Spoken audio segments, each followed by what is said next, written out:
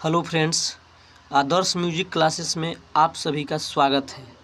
तो आज हम लोग देखेंगे संगीत से संबंधित 20 इम्पोर्टेंट क्वेश्चन जो कि आपके आने वाले सभी परीक्षाओं के लिए बेहद ही महत्वपूर्ण है। चलिए शुरू करते हैं हम लोग। पहला क्वेश्चन है कि वह रचना जो ताल में बंधी हो उसे क्या कहते हैं। आप सब बताइए कि वह रचना जो ताल में बंधी हो उसे क्या कहते हैं। ऑप्शन ए अनिबद्ध गान, ऑप्शन बी अलाप्ती गान, ऑप्शन सी निबद्ध गान, ऑप्शन डी इनमें से कोई नहीं। तो वह रचना जो ताल में बंधी हो उसे क्या कहते हैं, तो उसे हम लोग निबद्ध गान कहते हैं। Option C right answer.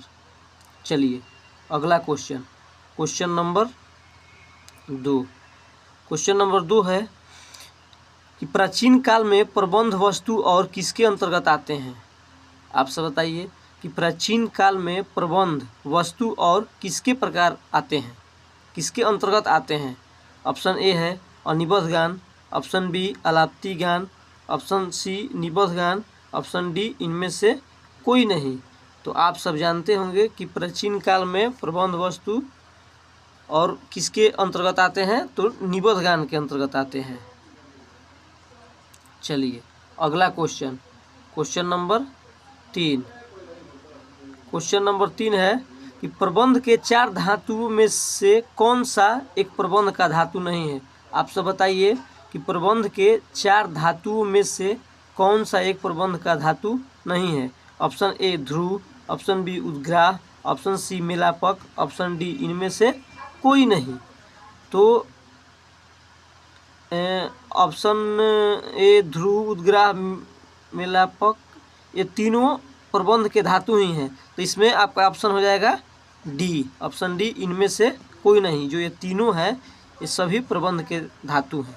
चलिए अगला क्वेश्चन नंबर 4। चौथा क्वेश्चन है कि आलाप है। आप सब बताइए कि आलाप क्या है।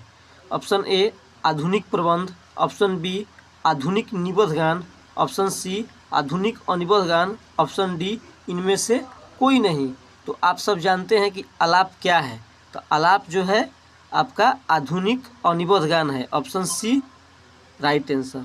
आलाप जो होता है ताल में नहीं होता है, इसीलिए इसको अनिबद्ध गान के अंतर्गत रखा गया है। चलिए अगला क्वेश्चन नंबर 5। देखिए मिसप्रिंट हो गया है, ये क्वेश्चन 6 हो गया है।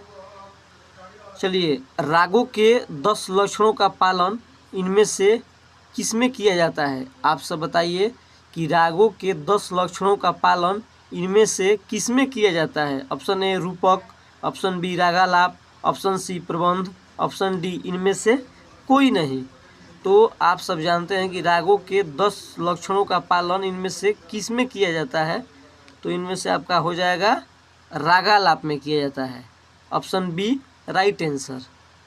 चलिए अगला क्वेश्चन नंबर 5। देखिए यहाँ मिसप्रिंट हो गया था क्वेश्चन को अथी करने में। चलिए क्वेश्चन 5 है बढ़त की क्रिया को प्राचीन काल में किस नाम से जानते थे। आप सब बताइए कि बढ़त की क्रिया को प्राचीन काल में किस नाम से जानते थे। ऑप्शन ए है घन तथा संपुट, ऑप्शन बी यम, ऑप्शन सी उद्गाता, ऑप्शन डी इनमें से कोई नहीं। तो आप सब जानते होंगे कि बढ़त की क्रिया को प्राचीन काल में घन तथा संपुट नाम से जानते थे। Option A right answer. चलिए अगला क्वेश्चन नंबर 7। क्वेश्चन नंबर 7 है कि राग में प्रयोग किए जाने वाले स्वरों की मात्रा का प्रकार है। आप सब बताइए कि राग में प्रयोग किए जाने वाले स्वरों की मात्रा का प्रकार है। ऑप्शन ए अल्पत्व और बहुत्व, ऑप्शन बी वादी और संवादी, ऑप्शन सी गायक और नायक, ऑप्शन डी इनमें से कोई नहीं। तो आप सब जानते होंगे कि इसका अल्पत्व और बहुत्व, ऑप्शन ए राइट आंसर होगा। चलिए अगला क्वेश्चन नंबर 8। क्वेश्चन नंबर 8 है कि तिरोभाव और आविर्भाव किस में दिखाया जाता है। आप सब बताइए कि तिरोभाव और आविर्भाव किस में दिखाया जाता है। ऑप्शन ए प्रबंध, ऑप्शन बी रूपकालाप, ऑप्शन सी अलाप्ती गान, ऑप्शन डी इनमें से कोई नहीं। तो तिरोभाव और अभिर्भाव किस में दिखाया जाता है? तो आपका हो जाएगा, ये हो जाएगा अलाप्ती गान में दिखाया जाता है। Option C right answer. चलिए अगला क्वेश्चन है, प्राचीन काल में ध्रुपद गायकों को क्या कहा जाता था? आप सब बताइए कि प्राचीन काल में ध्रुपद गायकों को क्या कहा जाता था? ऑप्शन ए है सुरसेन, ऑप्शन बी कलावंत, ऑप्शन सी पंडित, ऑप्शन डी इनमें से कोई नहीं। तो प्राचीन काल में ध्रुपद गायकों को हम लोग कलावंत के नाम से जानते हैं, कलावंत कहा जाता था। चलिए अगला क्वेश्चन नंबर 10। क्वेश्चन नंबर 10 है कि प्राचीन काल में जो व्यक्ति पद रचना और स्वर रचना दोनों में प्रवीण होते थे वह क्या कहलाते थे? आप सब बताइए कि प्राचीन काल में जो व्यक्ति पद रचना और स्वर रचना दोनों में प्रवीण होते थे वह क्या कहलाते थे? ऑप्शन ए भाग्यकर, ऑप्शन बी कलावंत, ऑप्शन सी पंडित, ऑप्शन डी इनमें से कोई नहीं।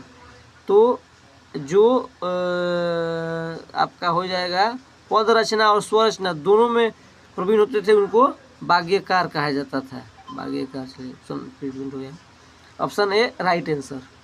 चलिए अगला क्वेश्चन नंबर 11। क्वेश्चन 11 है, जो व्यक्ति कला में साधारण तथा शास्त्र में विशेष ज्ञान रखता हो वह क्या कहलाते थे? आपका जो व्यक्ति कला में साधारण तथा शास्त्र में विशेष ज्ञान रखता हो वह क्या कहलाता था। देखिए मिसप्रिंट हो गया है, बार बार ये आ जा रहा है। मिसप्रिंट जो है क्या कहलाता था। चलिए अगला, तो इसमें जो व्यक्ति कला में साधारण तथा शास्त्र में विशेष ज्ञान रखता वो क्या कहलाता था? तो आप सब बताइए, वो व्यक्ति पंडित कहलाता था। Option C right answer. चलिए अगला क्वेश्चन नंबर 12। क्वेश्चन नंबर 12 है कि संगीत में जो व्यक्ति नई नई रचनाएं करता है वह क्या कहलाते हैं? आप सब बताइए कि संगीत में जो व्यक्ति नई नई रचनाएं करता है वह क्या कहलाते हैं? ऑप्शन ए है नायक, ऑप्शन बी कलावंत, ऑप्शन सी पंडित, ऑप्शन डी इनमें से कोई नहीं।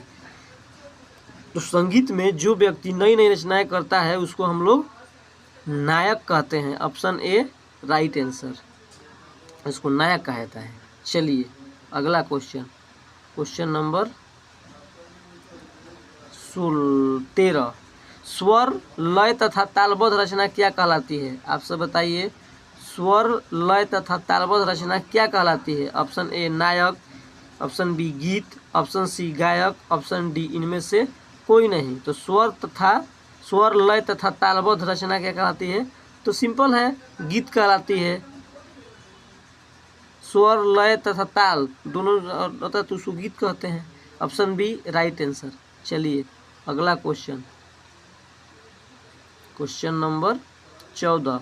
क्वेश्चन 14 है कि प्राचीन प्रबंध गायकी से किसकी उत्पत्ति मानी गई है? आप सब बताइए कि प्राचीन प्रबंध गायकी से ... किसकी उत्पत्ति मानी गई है? ऑप्शन ए ख्याल, ऑप्शन बी ठुमरी, ऑप्शन सी ध्रुपद, ऑप्शन डी इनमें से कोई नहीं। तो प्राचीन प्रबंध गायकी से आपको ध्रुपद की उत्पत्ति मानी गई है। Option C right answer. चलिए अगला क्वेश्चन नंबर 15 है, ध्रुपद का आविष्कार ...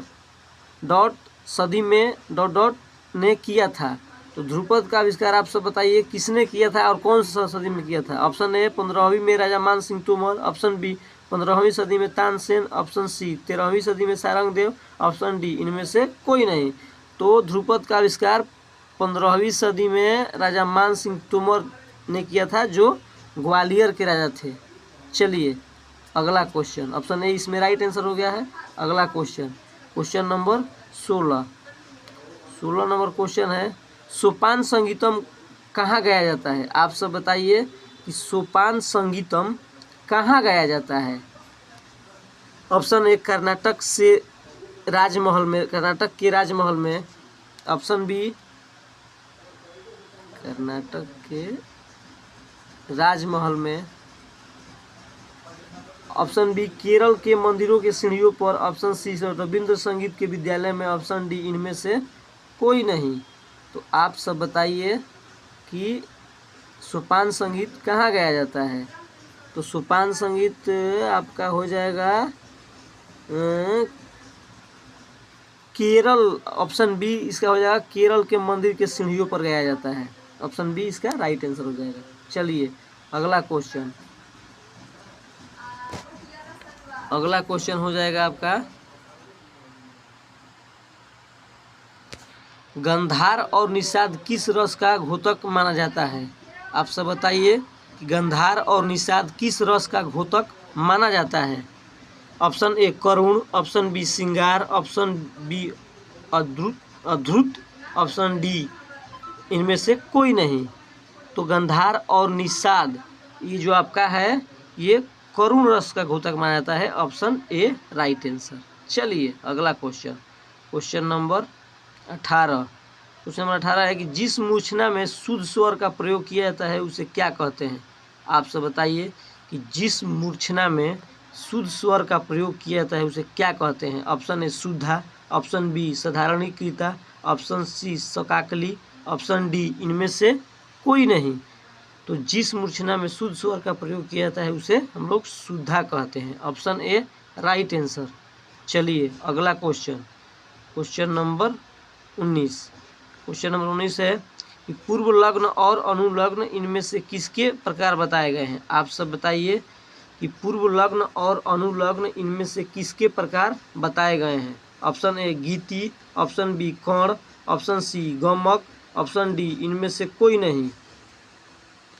तो पूर्व लग्न और अनुलग्न किसके प्रकार बताए गए हैं। आप सब जानते हैं ये हो जाएगा कर्ण का प्रकार बताए गए हैं। Option B right answer. चलिए अगला क्वेश्चन, क्वेश्चन नंबर 20। चलिए यहीं पे ख़त्म हो गया। तो आप सब बताइएगा कमेंट में कि आज का सेशन कैसा रहा, और जो लोग भी नए हैं चैनल पर उसको सब्सक्राइब कर लीजिएगा ताकि जितना भी सेशन छूटे सबसे पहले आप तक उसका नोटिफिकेशन जाए। आप लोग अच्छे से तैयारी कीजिए, और जो भी आप लोग के दोस्त होंगे उनके पास भी शेयर कर दीजिएगा ताकि वो लोग भी इस सेशन को देखकर अपना अच्छे से तैयारी करें। चलिए धन्यवाद।